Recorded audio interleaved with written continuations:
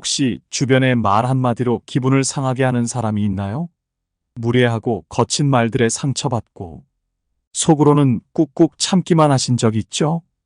그런데 딱 이 한마디만으로 그런 사람들 두 번 다시는 감히 무례한 말을 하지 못하게 할 수 있습니다. 기분 나쁜 말을 들었을 때 어떻게 대처해야 상대가 더 이상 당신을 건드리지 않는지 효과적인 방법을 확실하게 알려드리겠습니다. 오늘 알려드릴 6가지 방법 중 한 가지만이라도 실천해 보세요. 분명히 상대방의 태도가 달라질 겁니다. 첫 번째, 대답하지 마세요. 누군가 예상치 못한 무례한 질문을 던졌을 때 순간적으로 당황할 때가 있죠. 말은 하고 싶은데 어떻게 반응해야 할지 막막해지는 순간들. 이번 이야기는 아이 학교 엄마들 모임에서 벌어진 바로 그런 상황입니다. 유진 씨는 아이 학교 학부모 모임에 참석했습니다. 엄마들끼리 모인 자리에서 아이들 이야기가 오가다 보니 점점 사적인 이야기로 대화가 흘러갔죠. 분위기가 깊어지면서 한 엄마가 불쑥 유진 씨를 향해 물었습니다. 서윤이 엄마는 어느 대학 나왔어? 유진 씨는 그 질문을 받는 순간 어색한 미소를 지으며 대답할까 고민했습니다. 하지만 곧 마음을 다잡았죠. 대답할 필요가 없다는 생각이 들었습니다. 그녀는 침묵을 유지하며 차분하게 입을 열지 않았습니다. 질문을 던졌던 엄마는 점점 불편해 보였고 다른 엄마들 사이에서도 어색한 분위기가 퍼지기 시작했습니다. 결국 그 엄마는 당황한 듯 말을 이었습니다. 아, 그냥 궁금해서 물어본 거야. 별 뜻은 없었어. 유진 씨의 침묵은 그 자체로 충분한 답이었습니다. 더 이상 아무 말도 하지 않았지만 그 침묵은 질문이 부적절했음을 상대방에게 명확히 전달했죠. 대답하지 않음으로써 상대는 스스로 자신의 실수를 깨달을 수밖에 없었습니다. 이렇게 무례한 질문을 던지는 사람들의 심리에는 여러 가지 이유가 있습니다. 그들은 주로 상대방을 평가하고 비교하려는 욕구에서 이런 질문을 던집니다. 학벌, 경제적 지위, 직업 등으로 상대의 가치를 판단하려는 마음이죠. 자신이 더 우월하다는 느낌을 얻기 위해 상대의 정보를 캐내려는 심리입니다. 이런 질문은 단순한 호기심보다는 상대를 불편하게 만들고 위축되게 하려는 무의식적인 의도가 깔려있는 경우가 많습니다. 퇴계 이황은 말했습니다. 말을 삼가는 것이 사람의 도리이다. 때로는 말하지 않는 것이 도리를 지키는 방법이 될 수 있습니다. 이처럼 침묵은 매우 강력한 도구입니다. 말을 하지 않음으로써 상대방이 기대한 반응을 완전히 무너뜨리는 것이죠. 상대방은 불안해하며 자신이 던진 질문이 적절하지 않았음을 자각하게 됩니다. 침묵은 그 자체로 이 질문은 대답할 가치가 없다는 무언의 메시지를 전달하며 대화의 흐름을 끊고 상황을 정리할 수 있습니다. 다음번에 불쾌한 질문을 받으면 굳이 대답할 필요가 없습니다. 침묵을 선택해 보세요. 상대는 2번 다시 쉽게 당신을 건드리지 못할 겁니다. 두 번째, 그건 좀 무례한 것 같아. 지금 바로 따라해 보세요. 그건 좀 무례한 것 같아. 때로는 가까운 사이일수록 경계가 허물어져 상대방의 말을 가볍게 넘기기 힘들 때가 있죠. 친구끼리라 해도 선을 넘는 말이 있을 수 있습니다. 이번 이야기는 그런 상황에서 벌어진 일입니다. 친구들과의 오랜만에 술자리. 다들 즐겁게 웃고 떠들고 있었지만 시간이 지나면서 대화는 점점 개인적인 이야기로 흘러가고 있었습니다. 술 기운이 올라 분위기가 무르익을 때 갑자기 한 친구가 준수에게 농담조로 말을 던졌습니다. 야, 준수야. 너 결혼한 지 몇 년 됐지? 근데 애는 왜 없어? 혹시 너 문제 있는 거 아냐? 순간 공기가 차갑게 얼어붙었습니다. 친구는 농담처럼 웃으며 던졌지만 그 말은 선을 넘은 무례한 질문이었죠. 주변 친구들도 당황한 듯한 눈치였지만 정작 질문을 던진 친구는 눈치도 못 채고 있었습니다. 준수는 속으로 화가 치밀어 올랐지만 겉으로는 차분하게 웃으며 말했습니다. 그건 좀 무례한 것 같아. 분위기는 그대로 얼어붙었습니다. 친구의 얼굴은 금세 굳었고 다른 친구들도 잠시 말을 잇지 못했습니다. 무슨 말을 하려던 친구는 어색한 웃음을 지으며 말을 돌리려 했지만 이미 상황은 어색해져 버렸죠. 준수는 길게 말할 필요 없이 단 한마디로 그 친구의 무례함을 정확히 짚어냈습니다. 그리고 더 이상의 불필요한 말을 하지 않았습니다. 사실 이렇게 노골적으로 개인의 사생활을 건드리는 질문을 던지는 친구들은 상대방을 불편하게 만들어 그 반응을 보며 재미를 느끼거나 자기 우월감을 확인하려는 경우가 많습니다. 하지만 그건 좀 무례한 것 같아라는 말은 그들의 기대를 완전히 무너뜨립니다. 그 한마디로 상대는 자기가 선을 넘었다는 걸 명확히 깨닫게 되고 더 이상 그 질문을 이어갈 명분도 사라지죠. 가끔은 이런 무례한 질문을 그냥 넘어가는 것이 오히려 상황을 더 악화시킬 수 있습니다. 바로 지적하지 않으면 그들은 계속해서 같은 방식으로 상대를 불편하게 만들 가능성이 큽니다. 그럴 때는 짧고 강력하게 지적하는 것이 답입니다. 율곡 이인은 말했습니다. 말을 삼가면 뜻이 깊어지고 넘치면 마음이 어지러워진다. 말이 적을수록 그 힘은 커지는 법이죠. 준수의 한마디는 짧았지만 그 말이 던진 파장은 그 자리의 공기를 완전히 바꿔놓았습니다. 무례한 질문에는 가볍게 넘기지 말고 단호하게 짚어줄 필요가 있습니다. 그건 좀 무례한 것 같아라는 말로 그들의 기대를 부수고 다시는 쉽게 그런 질문을 던지지 못하게 만드세요. 세 번째, 그 얘긴 하고 싶지 않아. 지금 바로 따라해 보세요. 그 얘긴 하고 싶지 않아. 사람들은 참 쉽게 남의 인생에 대해 물어보곤 합니다. 마치 아무렇지도 않게 내 사생활을 후벼 파는 질문을 던질 때가 있죠. 무례한데도 그걸 모르는 듯 말입니다. 이럴 때는 감정적으로 반응하지 말고 차분하게 선을 그어버리는 게 답입니다. 혜진 씨는 친구들과 오랜만에 만나 카페에서 수다를 떨고 있었습니다. 주제는 점점 결혼과 아이들 이야기로 흘러갔고 자연스럽게 각자의 생활에 대한 질문이 이어졌습니다. 대화가 한창이던 그때 한 친구가 불쑥 혜진 씨를 향해 물었습니다. 혜진아, 너 아직도 그 작은 집에 살고 있지? 그거 좀 답답하지 않아? 남편은 뭐해? 왜 아직도 큰 집으로 못 옮겨? 순간 마음이 불편해진 혜진 씨는 바로 대답하지 않고 잠시 숨을 고르며 생각했습니다. 그리고는 차분히 미소를 지으며 단호한 목소리로 말했습니다. 그 얘긴 하고 싶지 않아. 친구는 잠시 멈칫하며 눈치를 보더니 어색한 웃음을 지었습니다. 다른 친구들도 혜진 씨의 단호한 태도에 분위기가 묘하게 가라앉았죠. 그 질문이 불편했다는 것을 친구가 스스로 느끼도록 혜진 씨는 불필요한 설명을 덧붙이지 않고 간단하지만 분명한 메시지를 전달했습니다. 이처럼 그 얘긴 하고 싶지 않아라는 한마디는 상대에게 나의 경계를 분명히 하면서도 대화를 부드럽게 정리할 수 있는 강력한 솔루션입니다. 자꾸만 사적인 영역을 파고드는 질문에 굳이 길게 설명할 필요 없이 단호하게 의사를 표현하는 것이 상황을 깔끔하게 마무리할 수 있는 방법이죠. 사실 이런 질문을 던지는 사람들은 상대방을 평가하고 자신이 우월한 위치에 있음을 확인하려는 심리에서 비롯될 때가 많습니다.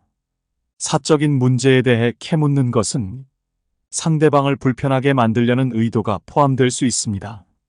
그렇기에 경계를 분명히 하는 것이 중요합니다. 정약용은 말했습니다. 말을 다스리는 자는 자신을 다스린다. 말이 적을수록 그 메시지는 더욱 강력해집니다. 혜진 씨의 한마디는 그 자리에 있던 모두에게 무례한 질문에 대처하는 강력한 방법이었습니다. 무례한 질문에는 굳이 복잡하게 대답할 필요가 없습니다. 그 얘긴 하고 싶지 않아라는 단순하고 명확한 대답만으로도 충분합니다. 네 번째, 대답 안 하고 싶은데? 지금 바로 따라해 보세요. 대답 안 하고 싶은데? 누군가가 갑작스럽게 당신의 사생활을 캐묻는 질문을 던질 때 그 질문에 대해 대답하고 싶지 않다는 생각이 들 때가 있죠. 그럴 때는 굳이 말을 할 필요가 없을 때도 있습니다. 회사 동료들끼리 모인 자리에서 주말을 맞아 가볍게 술 한잔하는 자리가 마련되었습니다. 대화가 이어지다 보니 자연스럽게 집에 관한 이야기가 나오기 시작했죠. 분위기가 한창 무르익을 때 한 동료가 갑작스레 성민 씨를 향해 물었습니다. 성민 씨, 집은 전세야? 아니면 자가야? 그 순간 성민 씨는 순간적으로 당황했지만 이내 마음을 가다듬었습니다. 평소 같으면 무의식적으로 대답했을지도 모릅니다. 그러나 이번에는 다르게 반응하기로 마음먹었죠. 그는 가볍게 웃으며 자신감 넘치는 목소리로 말했습니다. 대답 안 하고 싶은데? 질문을 던진 동료는 잠시 멈칫하며 어색한 웃음을 지었습니다. 자신이 무례한 질문을 했다는 걸 깨달은 듯 급히 다른 주제로 화제를 돌리려 했죠. 성민 씨는 굳이 상황을 복잡하게 만들지 않으면서도 자신의 감정과 사생활을 지킬 수 있었습니다. 불필요한 대답 대신 간단한 한마디로 충분한 메시지를 전달한 셈입니다. 사실 이런 질문을 던지는 사람들의 심리에는 상대방을 평가하고 자신의 우위를 확인하려는 욕구가 깔려 있을 때가 많습니다. 집이 전세냐 자가냐는 경제적 상태를 캐묻는 질문이죠. 그들은 이러한 질문을 통해 상대를 불편하게 만들고 자신을 상대적으로 더 우월하게 보이게 하려는 의도를 가지고 있을 수 있습니다. 대답 안 하고 싶은데? 라는 말은 상대방이 기대한 반응을 무너뜨리면서도 공격적이지 않은 방식으로 나를 지키는 방법입니다. 상대가 불쾌할 수도 있지만 그 순간 상대방은 자신의 질문이 부적절했음을 깨닫게 됩니다. 나의 경계를 분명히 하면서도 상대방과 불필요한 감정 싸움을 피할 수 있는 효과적인 방법이죠. 정약용은 말했습니다. 말을 줄이면 재앙이 없고 말을 많이 하면 해로움이 있다. 이 명언은 말을 아끼고 필요할 때만 확실하게 하는 것이 오히려 더 큰 힘을 가진다는 의미를 담고 있습니다. 성민 씨의 대답 안 하고 싶은데? 는 상대방에게 강력한 메시지를 전달하면서도 불필요한 말을 피하고 그 상황을 깔끔하게 정리한 방법이었습니다. 다음번에 불편한 질문을 받는다면 대답 안 하고 싶은데? 라고 말해보세요. 상대는 그 순간 2번 다시 같은 질문을 던지지 않을 겁니다. 5번째, 그걸 왜 물어보는 거야? 지금 바로 따라해보세요. 그걸 왜 물어보는 거야? 때로는 친구 사이에서도 농담처럼 던진 말이 기분을 상하게 만들 수 있습니다. 무심코 한 질문이라 해도 그 말에 숨겨진 의도를 다시 물으면 상대방을 당황하게 할 수 있죠. 지혜 씨는 오랜만에 동창 모임에 참석했습니다. 분위기는 좋았고 서로의 근황을 나누며 대화가 오갔죠. 그런데 그때 한 친구가 지혜 씨를 향해 질문을 던졌습니다. 지혜야, 아직도 일하는 거야? 애들도 다 컸는데 남편이 제대로 못 벌어? 그래서 네가 계속 일하는 거야? 순간 지혜 씨는 속이 답답해졌습니다. 친구는 마치 농담처럼 말했지만 그 말에는 분명히 비꼬는 의도가 느껴졌습니다. 지혜 씨는 화를 내고 싶었지만 차분하게 대응하기로 했습니다. 그녀는 미소를 지으며 조용히 반문했습니다. 그걸 왜 물어보는 거야? 예상치 못한 반문에 친구는 순간 당황한 듯 말을 멈췄습니다. 비꼬며 던진 말이었지만 그 말이 무례했다는 것을 깨닫기 시작했죠. 어색해진 분위기 속에서 친구는 어쩔 줄 몰라 하며 아, 그냥 농담이었어. 신경 쓰지 마. 라며 대화를 얼버무렸습니다. 지혜 씨는 길게 설명할 필요 없이 그 한마디로 친구에게 충분한 메시지를 전달했습니다. 무례한 질문에 일일이 대응할 필요 없이 질문을 그대로 되돌려주면서 상대가 스스로 생각하게 만드는 방법이었죠. 이처럼 상대의 질문을 그대로 반문하는 것은 그들의 말이 부적절했음을 직접적으로 깨닫게 만드는 강력한 도구입니다. 상대방은 자신이 던진 말의 무게를 다시 한번 느끼며 당황하게 됩니다.